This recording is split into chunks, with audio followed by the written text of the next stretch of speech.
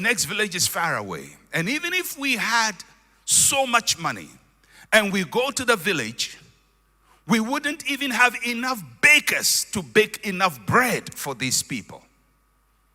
And we are not even sure how much money is required to feed this multitude of people. But Jesus says, give them something to eat. God will give you something to eat. God will intervene in your situation. The location is wrong.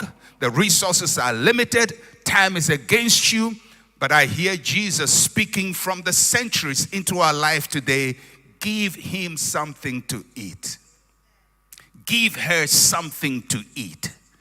Give them something to eat. God is about to give you something to eat.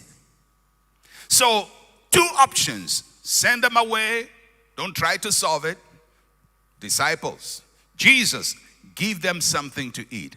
Now, if you were there, whose option would you be if you were in the multitude? Maybe some of them say, well, we think the disciples are smart. They're practical people, so let's go. And some will say, well, we think Jesus knows how to solve problems like this, although we haven't seen him do anything like that. We think he can do something about it.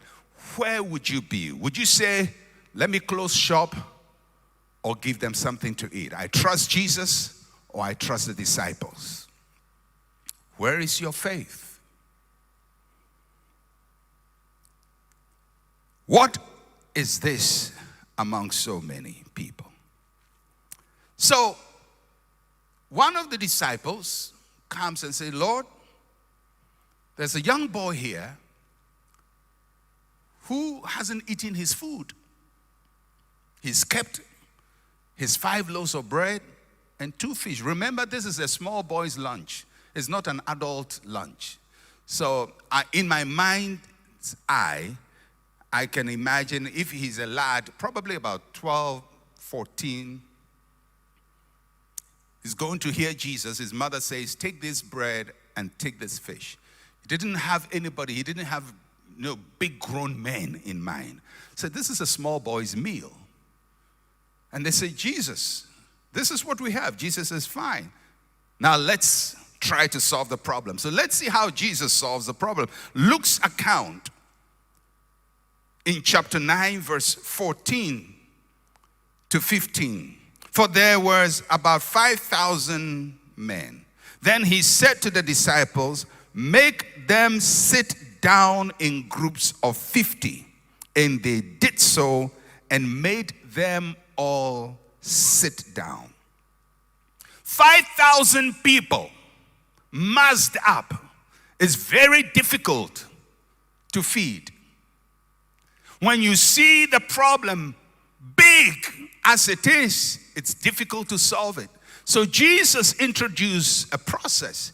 He says to the disciples, there are over 5,000 people here. Let them sit down in groups of 50.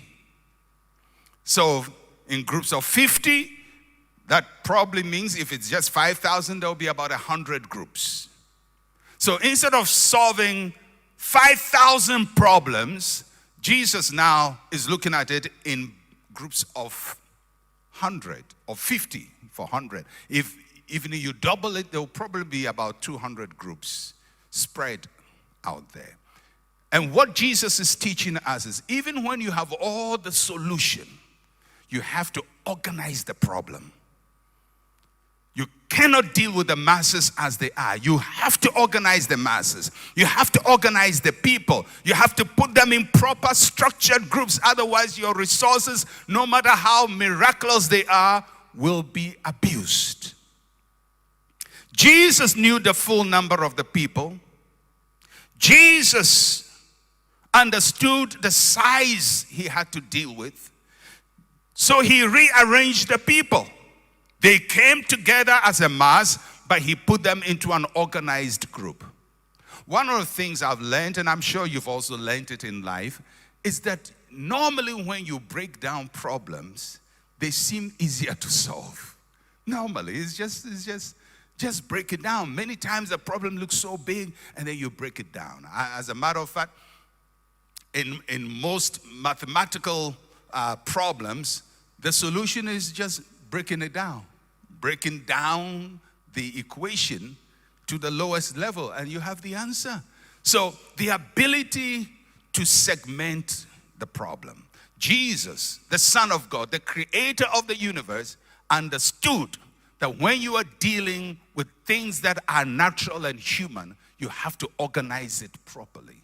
So maybe your problem is huge, but if you segment it well, if you break it down well, if you put them in groups so that the problems don't walk from one group to the other, so that the problems don't interact with each other, but you solve one and solve the other and solve the other, probably it will make you see that although your resources are small, they can work in the large situation. So it's an important key. Maybe as you look at all the issues you have to start segmenting them. What is a marriage problem? What is your children's problem? What is your business problem? What is a financial problem? What's a human resource problem?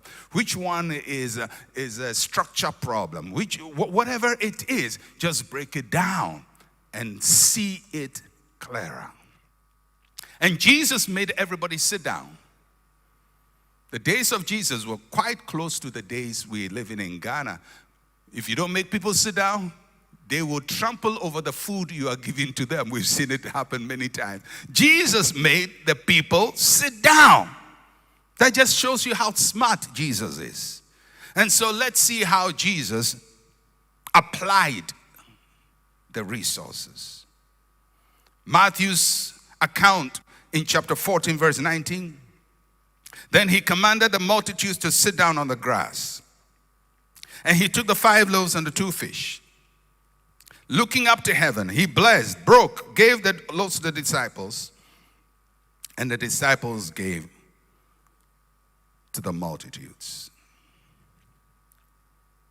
When Jesus was offered the 5 loaves, 2 fish, he took it. He took ownership of it. At that time, the 5 loaves was no longer the boys' 5 loaves. They were Jesus' 5 loaves. And this is the most important thing I want to bring to your attention today. Maybe what you have is small, and time is against you, and location doesn't favor you, but you have to learn to put it in the hands of Jesus. Somebody said, but Pastor, how do I give it in the hands of Jesus? He's not here. Where do I find him to put my problems or my resources in his hands? You do it by prayer. And how do you do it? You totally surrender it to the Lord. And you trust in him absolutely. And you allow him to own it. In other words, once you say, Lord, I give it to you, you don't continue worrying about it. Yes, plan for it, but don't be worried as if you must solve the problem. Because the moment you do that, you haven't put it in God's hands. You haven't put it in Jesus' hands. When you put it in Jesus' hands, he is the owner.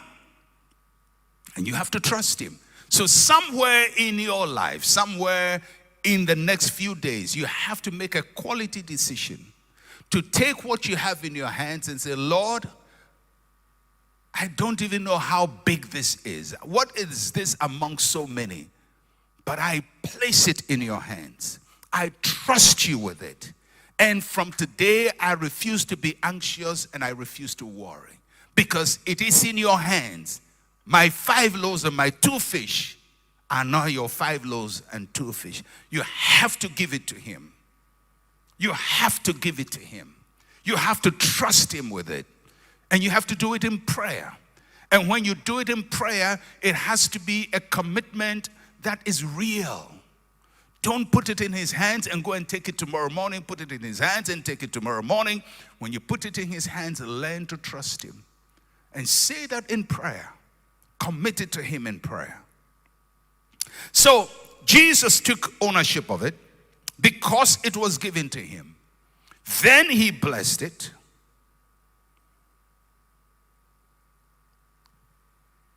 He blessed it. It was small, but he blessed it. The word blessing means to celebrate it. It means to speak well.